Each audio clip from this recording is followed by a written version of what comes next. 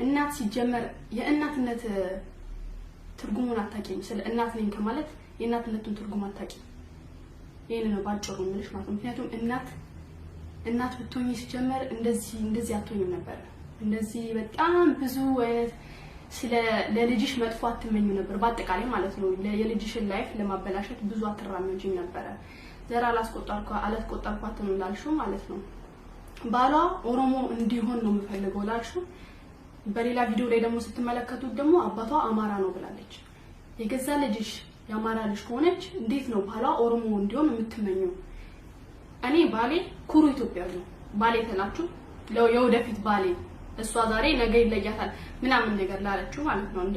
እንደፈለግሽ ማለት ትችያለሽ። ግን አንድ ነገር ልንገርሽ፣ ነገ ቢለየኝ እኔ እንዳንቺ አላለቅስም። ነገ ቢለየኝ ወንድ ልጅ በደለኝ ብዬ የማለቅስበት ምንም ምክንያት የለኝም። ምክንያቱም ህይወቴ እኔ እንደምመኘው ሳይሆን እግዚአብሔር እንደሚመኝልኝ እግዚአብሔር እንደሚፈቅደው እንዲሆን ስለምፈልግ ነገ ይሄ ሰው ቢለየኝ እግዚአብሔርን ማመሰግንበት ቀን ነው የሚሆነው።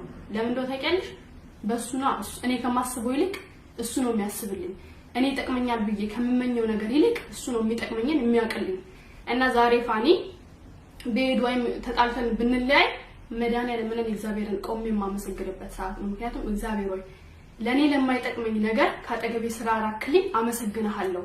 ለነገ ላንተ ላዘጋጅህልኝ ምርጥ ነገር ደግሞ ይባስ ለዛ ነገር እንድጓጓ እንድጠብቀው እንዳገኘው ፊሊንጉን ስለሰጠኝ ስላሳደርክብኝ ስላሳየኝ አመሰግናለሁ ነው እንጂ ምለው ወንድ ልጅ ወደለኝ ምናምን ነገር ብዬ አላለቅስም።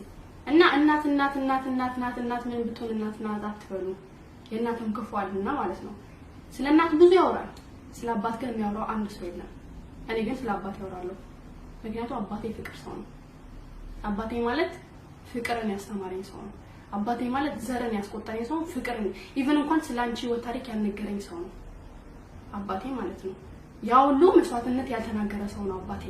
ምክንያቱም እንደነገርኩሽ ከሆነ መስዋዕትነት የከፈለ ሰው ብዙ አይናገርም ብዬሻለሁ። ምክንያቱም ብዙ በተናገርሽ ቁጥር የከፈልሽው መስዋዕትነት እንደሚጸጽትሽ ያወቅሽ ከልብሽ እንዳልሆነ እየተናገርሽ ነው። ገባሽ? ግን አባቴም በአጠቃላይ ለኔ እንደነገርኩ ከሆነ የግማሹ አካሌ አባቴ ነው፣ ግማሹ አካሌ ደግሞ እኔ ነኝ። እና ስለ አባቴ አታውሪ፣ ስለ አባቴ ፋሚሊም ደግሞ አታውሪ። አይገርምሽ? አብሶ ስለ አባቴ እናት አታውሪ። ምክንያቱም የኔና አንቺ መንገድ እንድንገናኝ እንዲሳካ ያደረገችው የአባቴ እናት ስለሆነች ማለት ነው። ባይገርምሽ ደግሞ ሽማግሌ የምልከውም የአባቴ ቤት ነው፣ የምዳራውም በአባቴ ቤት ነው። ለዛ ደግሞ እድሜ ይስጥሽ። ሌላ ምንም የምመኝልሽ ነገር የለም። ፍቅሩን ያድልሽ። እኔ ላንቺ ሞክሰውም ነገር የለም፣ የምሳደበውም ስድብም የለም። አልተሳደብኩም ደግሞ ይሄን ደግሞ ስድብ ነው በይ